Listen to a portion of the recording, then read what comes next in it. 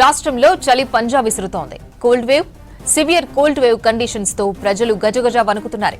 కనిష్ట ఉష్ణోగ్రతలు భారీగా పడిపోతున్నాయి. సింగిల్ డిజిట్ టెంపరేచర్లు నమోదవుతున్నాయి. ఉత్తరాది నుంచి వీస్తున్న చలిగాలుల ప్రభావంతో ఈ పరిస్థితి ఏర్పడిందని చెప్పారు ఐఎండీ అధికారులు. మరో 2-3 రోజుల పాటు చలి తీవ్రత అధికంగా ఉండే అవకాశం ఉందన్నారు. పలు జిల్లాలకు కోల్డ్ వేవ్ హెచ్చరికలు జారీ చేశారు.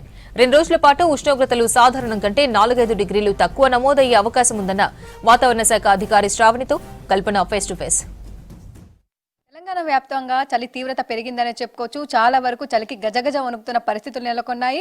ఇప్పటికే కనిష్ట ఉష్ణోగ్రతలు పడిపోతుండడంతో ఉదయం సమయంలో బయటికి రావాలంటేనే 1-2 సార్లు ఆలోచించాల్సిన పరిస్థితులు నెలకొన్నాయి. ఇక ఉత్తర తెలంగాణ జిల్లాల్లోనైతే దాదాపు సింగిల్ డిజిట్స్ లో కూడా ఇటు కనిష్ట ఉష్ణోగ్రతలు కనిపిస్తున్న పరిస్థితులు కూడా ఉన్నాయి. మరి రాబోయే రోజుల్లో చలి తీవ్రత ఏ విధంగా ఉండే అవకాశం ఉంది, ప్రస్తుతం ఇటు కనిష్ట గరిష్ట ఉష్ణోగ్రతలు ఏ విధంగా నమోదవుతా ఉన్నాయి, చలి తీవ్రత తెలంగాణ వ్యాప్తంగా ఏ విధంగా కొనసాగుతుందో తెలుసుకుందాం. ప్రస్తుతం నేను వాతావరణ కేంద్రంలో ఉన్నాను. మరి మనతో పాటు వాతావరణ శాఖ సీనియర్ అధికారి శ్రావణి గారు ఉన్నారు. ఒకసారి వారితో మాట్లాడదాం. నమస్కారం మ్యామ్.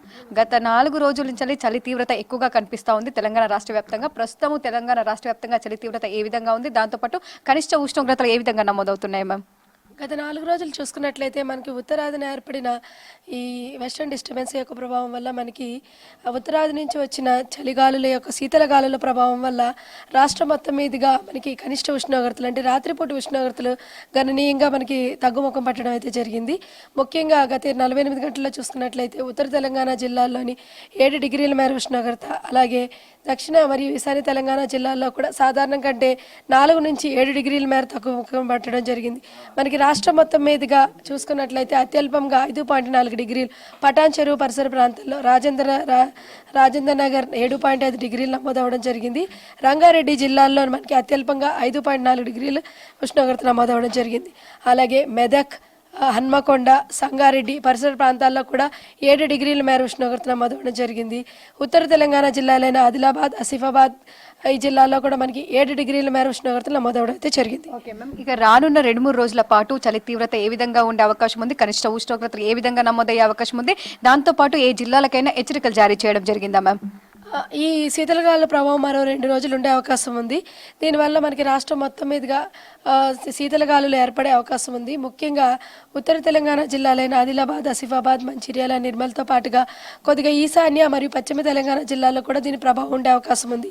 పశ్చిమ తెలంగాణ జిల్లాల్లో చూసుకున్నట్లయితే మెదక్, సంగారెడ్డి, వికారాబాద్, దీంతో పాటుగా రంగారెడ్డి జిల్లాలు కూడా అక్కడక్కడ మనకి సాధారణం కంటే ఉష్ణోగ్రతలు 6 నుంచి 7 డిగ్రీలు తగ్గే అవకాశం ఉంది. అత్యల్పంగా 4 నుంచి 10 డిగ్రీల మేర సగటున ఉష్ణోగ్రతలు నమోదే అవకాశం ఉంది. అలాగే ఈశాన్య తెలంగాణ జిల్లాలైన హన్మకొండ, జనగాం, సిద్దిపేట, అలాగే వరంగల్ జిల్లాల్లో కూడా మనకి 4 నుంచి 10 డిగ్రీల మేర సగటున ఉష్ణోగ్రతలు నమోదే అవకాశం ఉంది.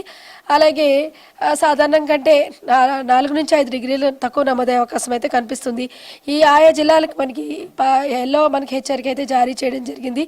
ఈ జిల్లాలో మనకి శీతల పవనాలు ఏర్పడే అవకాశం ఉన్నందున దీనికి ఎల్లోతో పాటుగా మనకి నగర శివారు పరిసర ప్రాంతాల్లో కూడా ఉష్ణోగ్రతలు మనకి గణనీయంగా తగ్గే అవకాశం కూడా కనిపిస్తుంది. ముఖ్యంగా చూసుకున్నట్టయితే ఏవైతే ఎల్లో కలర్ వార్నింగ్ చేశారో అక్కడ జిల్లాలకు సంబంధించి దాదాపు ప్రజలు కావచ్చు ఎట్లాంటి జాగ్రత్తలు తీసుకోవాలి, దాంతోపాటు ముఖ్యంగా ఈ శీతల గాలులు కావచ్చు, దాంతోపాటు పొగమంచు కావచ్చు, ఏ సమయంలో మనకు అధికంగా కనిపిస్తూ ఉంటుంది మ్యామ్? మనకి ఏదైతే ఎల్లో వార్ని మొత్తం రాష్ట్రం మొత్తం మీదుగా కొద్దిగా సాధారణం కంటే తక్కువ ఉష్ణోగ్రతలు నమోదే అవకాశం ఉంది. కానీ చలిగాలులు అలాగే శీతల పవనాలు మనకి సాయంత్రం 8 నుంచే కొంచెం ప్రారంభమయ్యే అవకాశం ఉంది. రాత్రి 2 గంటలకి తీవ్రంగా ఉండే అవకాశం ఉంటుంది. అలాగే ఎల్లుండి నుంచి పొగమంచు ఏర్పడే అవకాశం ఉంటుంది. ముఖ్యంగా పొగమంచు 4 గంటల నుంచి తెల్లవారుజాము 4 గంటల నుంచి 7 గంటల వరకు కూడా ఉండే అవకాశం ఉంటుంది.